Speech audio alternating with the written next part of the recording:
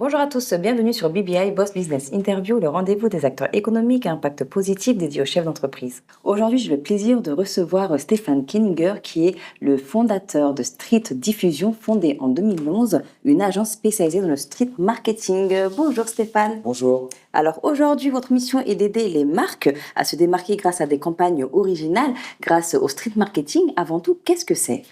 Voilà, donc le street marketing, ça consiste en toutes les opérations de rue, souvent basées sur la distribution de prospectus, qui repose donc sur de la distribution, et avec autour de ça pas mal d'opérations créatives qu'on peut mettre en place. D'accord. Aujourd'hui, quelles sont vos offres de services ? Donc mes offres de service, c'est essentiellement donc distribuer des prospectus de la main, à la sortie des gares, RER. Après, dans un deuxième temps, je peux proposer des hôtesses à roller, des mascottes sur mesure ou du sign spinning, c'était du jonglage de panneaux publicitaires. D'accord. Et à qui sont destinés ces types de formats de marketing ? Alors c'est une bonne question. Donc voilà, en général, en fonction du budget, plus le budget est élevé, plus on peut faire des opérations créatives. Mais on peut quand même faire des opérations originales à petit budget. D'accord. Aujourd'hui, dites-moi, Stéphane, comment est-ce qu'on peut évaluer l'impact d'une street marketing en termes de cohérence, en termes aussi d'importance, de retour ? Alors c'est une bonne question. C'est pas évident de mesurer l'impact d'une distribution.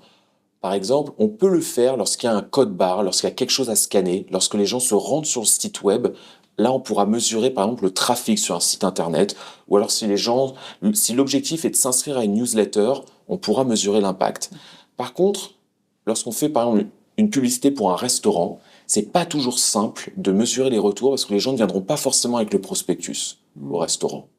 On peut l'évaluer dans les grandes lignes, mais précisément, c'est pas toujours évident. D'accord. Et comment savoir si effectivement le street marketing est une manière de communiquer efficace ?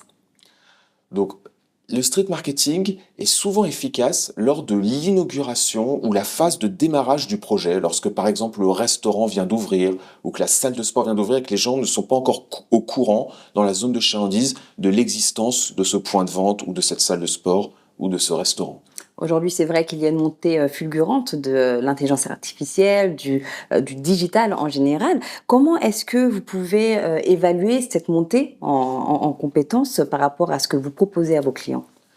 Donc à ce jour, je n'ai pas intégré dans mon offre de marketing digital. Je réfléchis à diversifier dans ce sens. Au niveau de l'intelligence artificielle, j'en suis assez loin. C'est vrai que le street marketing, c'est un peu un métier vieux comme le monde. Ça fait très très longtemps qu'on s'adresse aux gens. Je pense notamment sur les marchés ou lors de la foire de Paris. Enfin, ça fait très très longtemps que les gens communiquent de cette manière-là. Et c'est vrai que intégrer l'intelligence artificielle dans le street marketing, c'est un mariage qui n'est pas évident. Est-ce que vous pensez que c'est important aujourd'hui de combiner les stratégies digitales et les stratégies de communication physique ? Alors oui, absolument. Je pense qu'aujourd'hui, c'est indispensable de combiner le street marketing avec une campagne de marketing digital. Je crois dur comme fer dans le référencement, car les gens, voilà, n'ont pas envie de chercher longtemps. Ils vont sur Google, ils tapent par exemple salle de sport, et il faut arriver dans les 3 premiers ou les 5 premiers résultats. J'aimerais ajouter cette statistique assez intéressante, c'est 80% des gens ne vont pas en deuxième page. Donc d'où l'importance capitale pour un site internet d'être bien référencé et donc ça se fait pas du jour au lendemain de mener une campagne de marketing digital sur le court, moyen et long terme. Dites-moi Stéphane, qu'est-ce qui vous a motivé à vous lancer dans le street marketing ? Donc moi, j'ai commencé par travailler dans un restaurant, j'étais serveur et j'étais le seul qui acceptait, en fait, pendant les heures creuses pendant le service, c'était, bon, pour être plus précis, un traiteur épicerie italien, j'étais le seul dans l'équipe qui acceptait d'aller dans la rue et distribuer les prospectus. Et j'ai senti que j'aimais le faire et j'ai senti que ça avait un impact. Donc ça m'a plu jusqu'au jour où il y a un deuxième restaurant dans la même rue qui m'a interpellé pour le faire pour lui. Mais je me suis dit, attends Stéphane, tu peux pas faire la pub pour un restaurant, puis pour le restaurant qui est juste en face. Donc j'ai commencé à former une petite équipe d'auto-entrepreneurs pour un peu comme une agence d'intérim, pour les envoyer, entre guillemets, à gauche, à droite, faire de la pub pour les différentes marques, concepts qui acceptaient de me solliciter. Une dernière question, Stéphane. Aujourd'hui, quel message aimeriez-vous faire passer aux entreprises qui hésitent encore à investir dans le street marketing ?